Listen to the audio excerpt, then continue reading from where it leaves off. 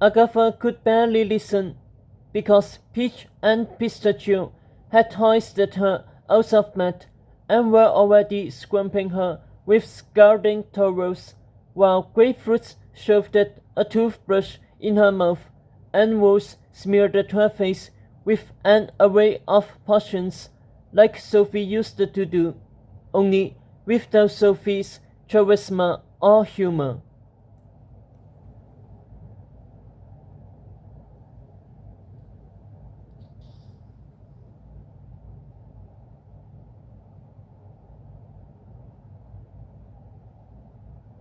Then a signing of the tale of Sophie and Agatha at books and crannies to raise funds for the castle's plumbing renovation.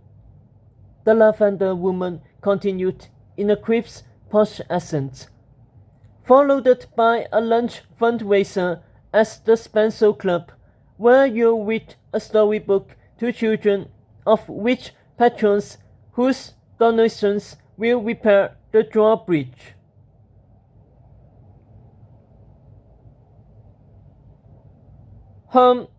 Lady Grimling, is there time for me to see Tetros today? Muffled Agatha beneath a blue gown the women were tonguing over her. We haven't had a meal alone in ages.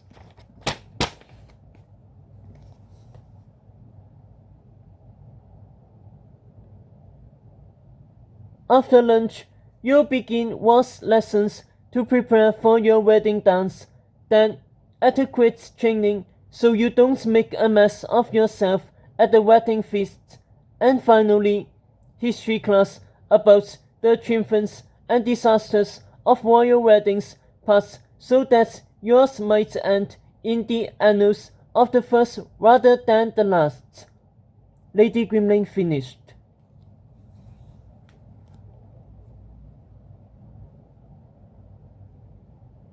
Agatha gritted her teeth as her maid fussed with her hair and makeup like the nymphs in the gloom room used to do. Dancing, etiquette, history is the school for good all over again. Only at school, I actually had time with my prince.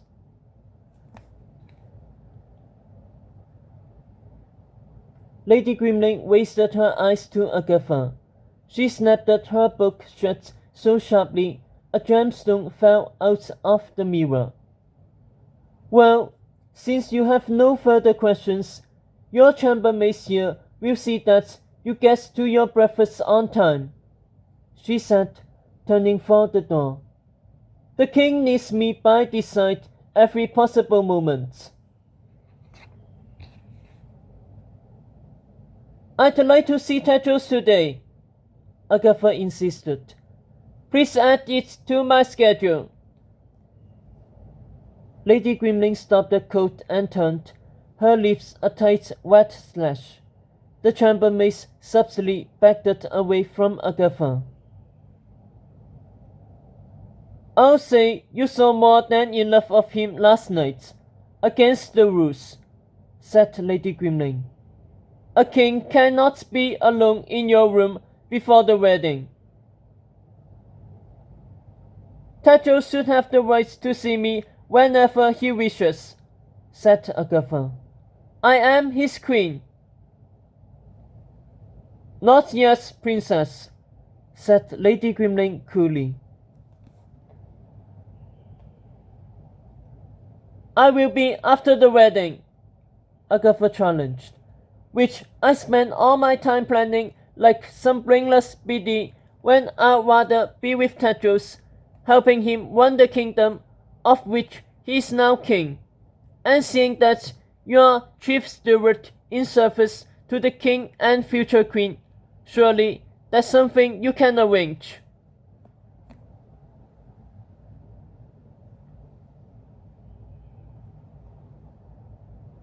I see, said Lady Grimling, moving towards Agatha. The castle is crumbling. Your king wears a crown still in dispute. You have spies plotting to kill you. The former queen and her traitorous knights have been in hiding since the coronation. and the royal wards, a which publication intends on overthrowing the monarchy, caused you, amongst other things, a glided celebrity from an amateur fairy tale destined to bring more shame to Tedros than its own mother once did.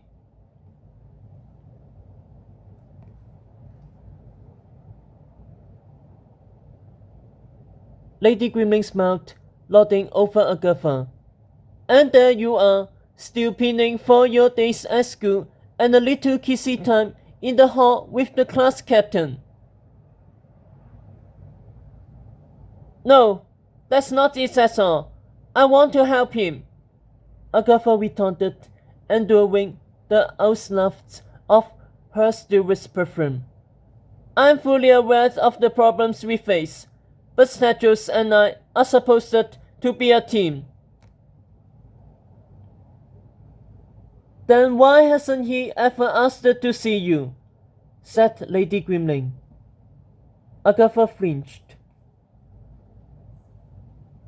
In fact, except for his mandatory lapse last night, which he assured me will never happen again, the king hasn't mentioned your name once, Lady Grimling added. Agatha said nothing.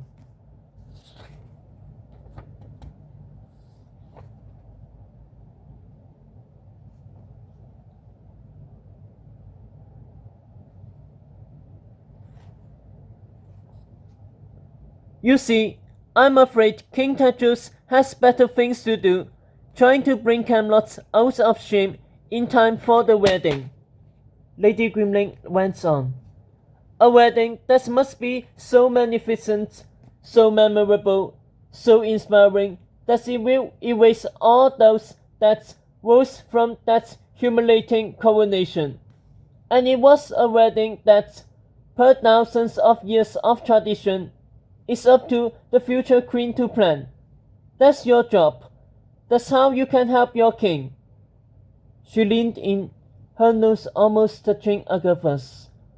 But if you would like me to tell King Tedros that you find your responsibilities beneath you, and that you have questioned every one of our decisions, down to the colors of your wardrobe, the importance of maps, and your choice of footwear, and now, on top of that, would like him to interrupt his urgent efforts to prove his place as king so he can make you feel part of the team, then by all means, princess, let's see what he has to say.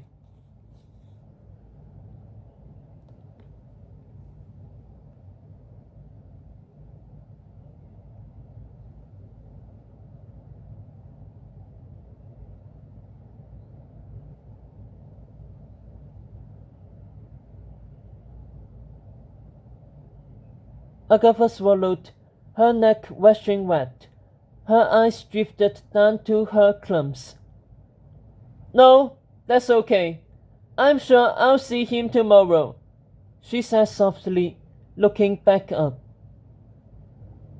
But Lady Grimling was gone, and all that was left were her pastel minions, ready to whisk the princess to a breakfast she would have no time to eat.